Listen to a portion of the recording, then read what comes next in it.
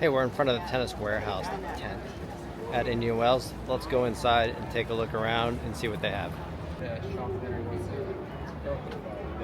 Hey there.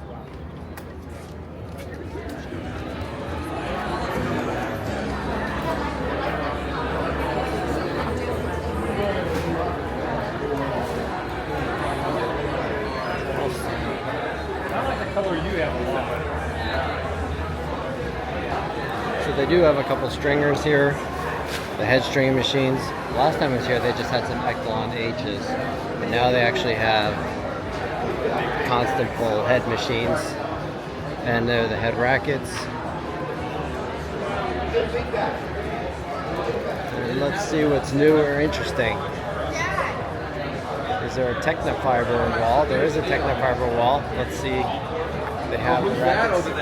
Technifibre has the hot new racket. It's a perfect storm of marketing and influencers that are using the T-Fight.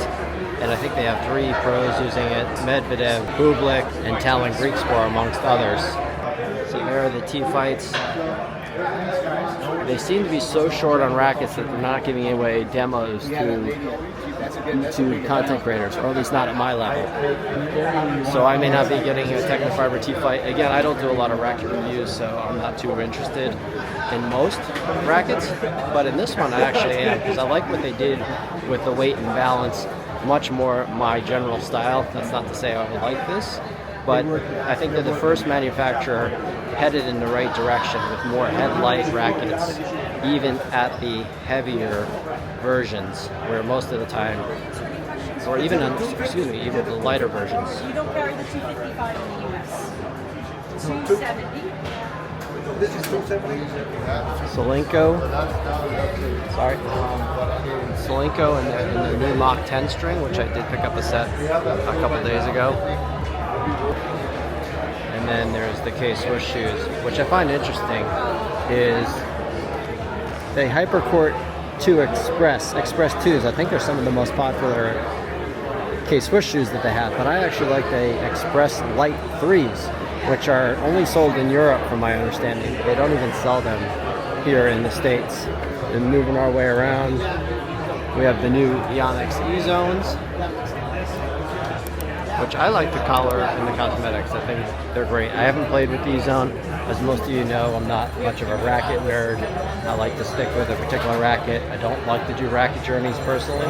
And of course you got the RF, Wilson RFs, which made a big splash last year, but that came and went very quickly. Those do not seem to have a lot of legs in terms of people really enjoying those rackets. I would say most people are pretty much disappointed with the RF in general. Oops, sorry.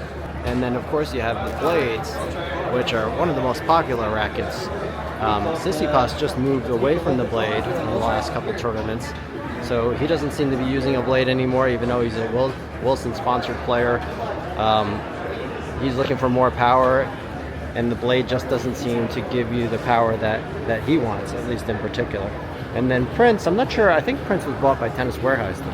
Tennis Warehouse owns the brand name Prince, which was interesting. Down at the demos, I heard that there was a portion during the demos, if you're demoing a racket here at Indian Wells, you had to be using a Prince racket. So they have sessions where you can't demo all the rackets and you had to demo a Prince. So I think Tennis Warehouse is clearly trying to push the Prince brand. And then moving over to the right is Pickleball. And so then you have the Nike shoes, which I'm not too familiar with the Nikes, but you have all the Nikes here. And the Wilson shoes on this side. But again, like I was saying, no thank you on the pickleball aspect of things. So disappointing, you're at a tennis tournament and you still have to see pickleball gear. Alright, so that's it from the Tennis Warehouse tent at Indian Wells.